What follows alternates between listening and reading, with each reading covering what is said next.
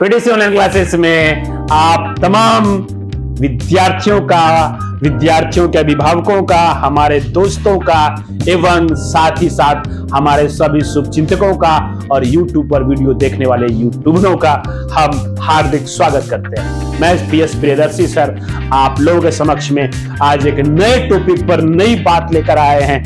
हालांकि ये टॉपिक मेरी नहीं है, इसमें कोई मेरी अपनी विचार नहीं है, लेकिन हाँ आपको अंदर से सोचने को मजबूर जरूर कर दिया जाएगा। चलिए हम आज बात करेंगे अधिनायक शब्द पर। एक शब्द है अधिनायक। आप एक शब्द सुने होंगे, इसको बोलते हैं नायक। इसमें मूवी बना था अनिल कपूर और रानी मुखर्जी के द्वारा। एक मूवी आई थी जिसका नाम था नायक। एक दिन के लिए मुख्यमंत्री बने थे अनिल कपूर और पूरे सिस्टम को बदल दिया था। वो नायक था। नायक मतलब हीरो होता है, इसको वीर बोलते हैं। वीर, नायक, हीरो, ये सब जो है शब्द है नायक के लिए। लेकिन अधिनायक मतलब क्या होता है? अधिनायक मतलब होता है नायकों के भी नायक, यानी नायक से भी जो ऊपर है वो अधिनायक है। अब हम इसकी पर्यायवाची में आप खलनायक भी बोल सकते हैं। अब खलनायक को जो हिंदी सिनेमा में दिखाया जाता है तो गुंडा के रूप में दिखाया जाता है। खलनायक मतलब विलन, मतलब गुंडा।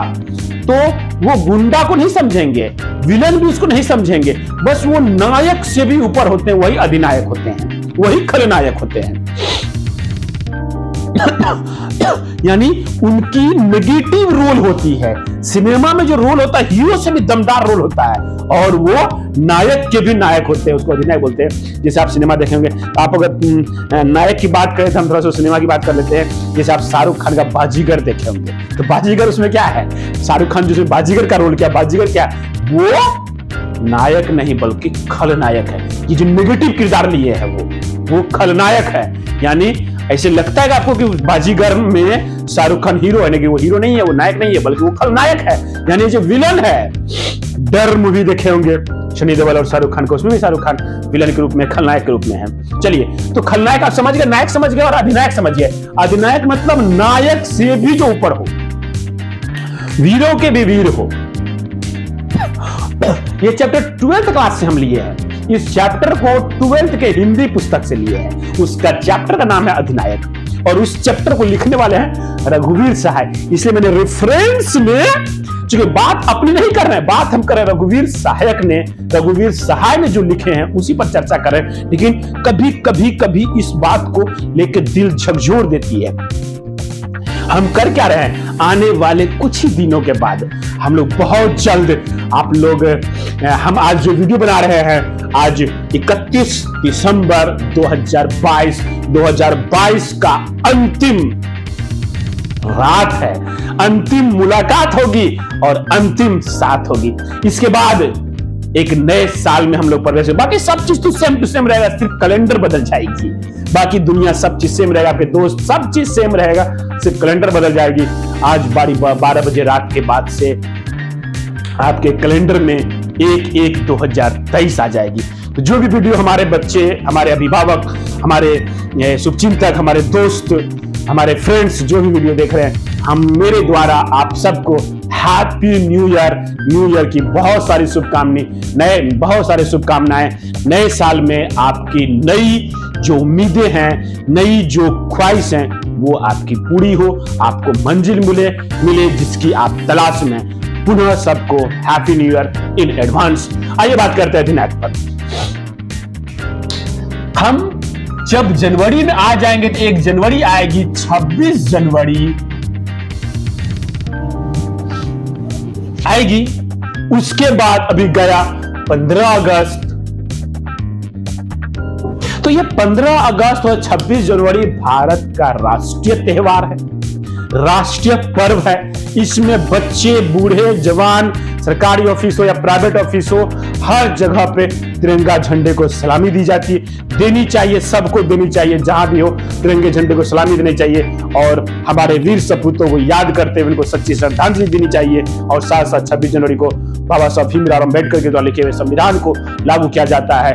हमें संविधान के प्रति, बाबा साहब अम्बेडकर के प्रति आभार व्यक्त करनी चाहिए। हम वैसे महापुरुषों को सत सत नमन करते हैं जिन्होंने इतना अच्छा संविधान हमारे देश को दिया। 15 अगस्त को हमारा देश आजाद हुआ, अंग्रेजों के चंगुल से हम आजाद हुए। लेकिन विडंबना कितनी बुरी है, हम इस आजादी के दिन में और गणतंत्र के दिन में हम गाना गाते हैं, जन गण मन अधिनायक, अधिनायक जय है, जय है भारत भाग विधाता।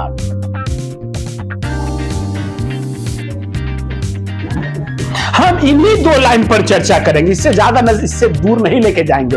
हम पूरी वाक्यांश को नहीं लिखेंगे, न ही पूरी वाक्यों पर हम चर्चा करेंगे। और ये चर्चा हम नहीं कर रहे हैं, ये चर्चा रघुवीर सहाय के द्वारा लिखा हुआ है। हम उसी की बातों को आपके तक पहुंचा रहे हैं। इसमें मेरी कोई अपनी विचार नहीं है, लेकिन हमने भी जब इसको पढ़ा तो अंदर से लगा कि हम एक आजाद देश में जी रहे हैं, लेकिन इस आजादी को, जश्न को कहीं हम लोग मिस कॉल के द्वारा या रॉन्ग नंबर पे तो नहीं मार रहे कॉल, कहीं रॉन्ग नंबर पे तो कॉल नहीं लगा रहे हैं। हमारा वीडियो कई लोगों को परेशानियां बढ़ा सकती है, लेकिन आप सुनिएगा और समझिएगा तो आपकी भी धड़कनें तेज हो जाएगी। अगर कोई वीडियो के हमारे नेता या ऑफिसर देखेंगे, अगर हमारे वीडियो से आपको ठेस पहुंचे, इसके लिए क्षमा प्रार्थी है। हमारा मोटो हम अपनी देश की राष्ट्र एकता को, प्रेम को तोड़ना नहीं है, बशर्ते हम उस चीज को दिखाना चाहते हैं जो आज तक हमारे बच्चे को किसी टीचर के द्वारा नहीं बताया जाता है। जन गण मन अधिनायक जय है। जन मतलब जनता, गण मतलब उसके समूह, मन मतलब उनका मन, मस्तिष्क, दिमाग, ब्रेन, अधिनायक जय है। यानी जनता, जनता के समूह और उनके मन, दिलो दिमाग पर एक अधिनायक है जिसकी हम जय कर रहे हैं। मतलब जनता का एक हीरो है जिसकी हम जय कर रहे हैं। और वो हीरो कौन है? भारत भाग विधाता। वही हीरो है जो भारत का भाग का विधाता है। वो हीरो क्या है? अधिनायक है, साथ साथ भारत का, हमारे देश के भाग का विधाता है। विधाता मतलब ईश्वर, प्रभु, गॉड, अल्लाह, भगवान। अब इस गीत को हम लेके चलेंगे। ये गीत भारत का राष्ट्रगान है।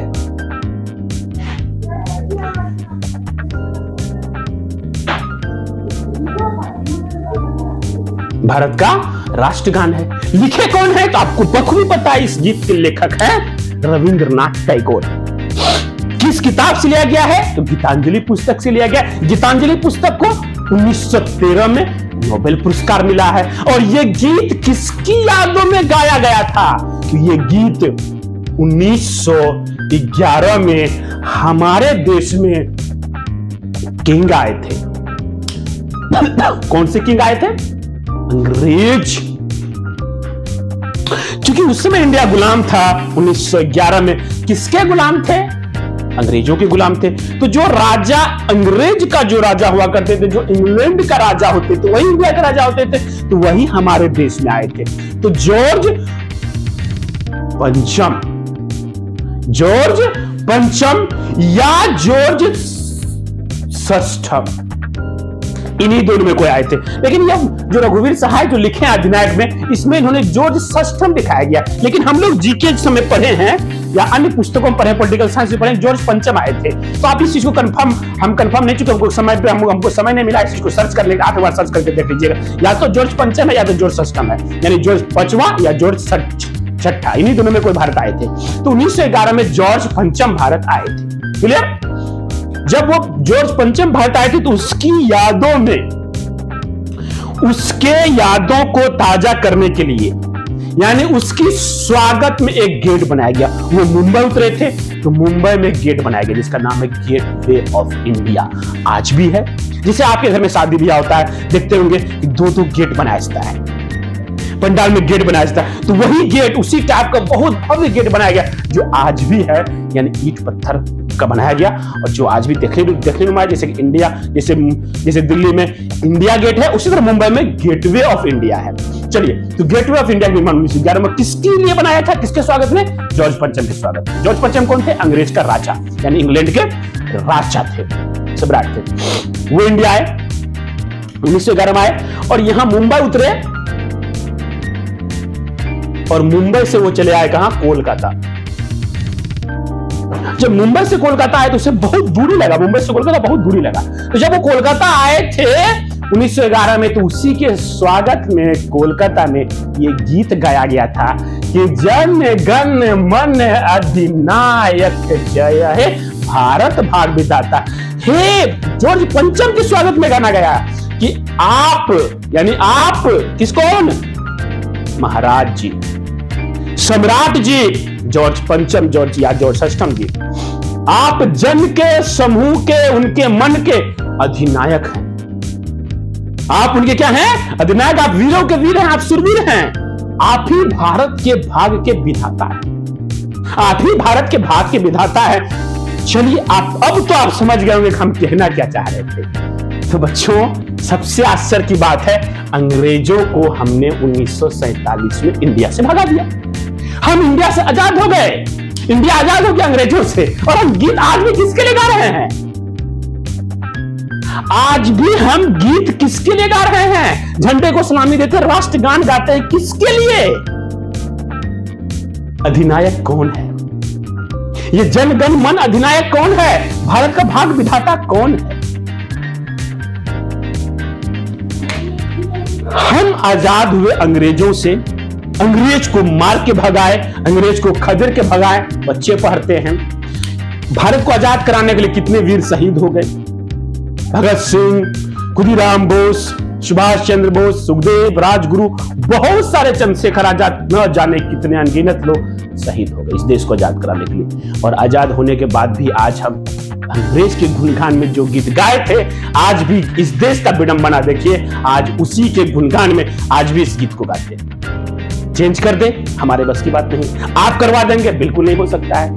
क्या करें? अधिनायक कौन है? क्या आज भी अधिनायक है इंडिया में? तो इस अधिनायक शब्द को अब आप समझ गए होंगे कि हम कर क्या रहे हैं, हम कहना क्या चाह रहे हैं। आज भी हमारे यहाँ अधिनायकवादी, सामंतवादी, पूंजीवादी, भ्रष्ट नेता लोग हैं। इससे वैसे अधिनायक आज भी बचे हुए हैं और उसके लिए हम जय जयकार कर रहे हैं और उसी को हम मानते हैं भारत के भाग विधाता है। तो बच्चों, यही हमारा टॉपिक था अधिनायक। ये मेरी कोई विचार नहीं है, हमने अपना कुछ भी नहीं छोड़ा। ये सब चीज रघुवीर सहाय, हम कोटि कोटि नमन करते रघुवीर सहाय को, जिन्होंने इस बिंदु पर टिप्पणी रखा। 12th क्लास के बच्चे पढ़ते इस चीज को, मैट्रिक तक के बच्चे इस चीज को नहीं समझ पाते, लेकिन जब आप इंटर में जाते हैं, अगर आप अच्छे से 6th क्लास से लेकर 12th क्लास तक अगर हिस्ट्री पढ़ लेते हैं, इतिहास, तो आपके बदन में ऐसे ही आग लग जाएगा, बिना माचिस की आग लग जाएगा। आप देश के प्रति जो क्रांतिकारी वाले विचार है, जो राष्ट्रवादी विचार है, वो ऑटोमेटिक जग जाएगा। पर हमारे बच्चे पढ़ते नहीं ना, हमारे टीचर्स को पढ़ाते नहीं है।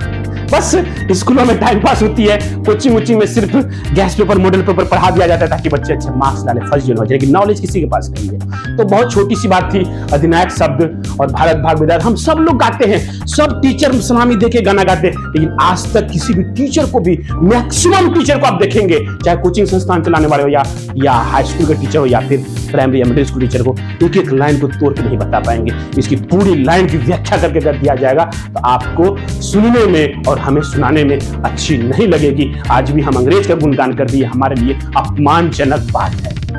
पर आज अधिनायक अंग्रेज है कि दूसरा अंग्रेज है, नहीं कह सकते। आप खुद समझदार हैं, आप खुद समझिए, खुद अपने अंदर विश्लेषण कीजिए कि आपका अधिनायक कौन है, आपका हीरो कौन है, आप किसका गुणगान कर रहे हैं।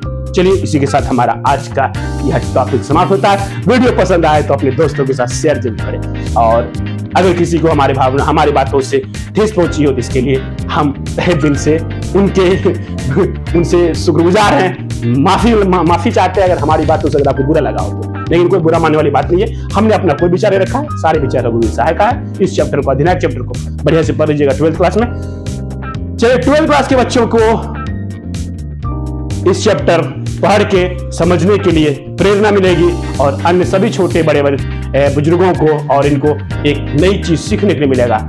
तो आने वाले नए साल का पुनः सभी को हार्दिक स्वागत, हार्दिक शुभकामनाएं आपको एवं आपके पूरे परिवार को PS प्रियदर्शी सर द्वारा हैप्पी न्यू ईयर, और जिनका कल बर्थडे है उनको हैप्पी बर्थडे। चलिए, तो मिलेंगे आप लोगों से अगले वीडियो में। तब तक के लिए खुश रहिए, आबाद रहिए, चाहे बागमारा रहिए, चाहे गाजियाबाद रहिए।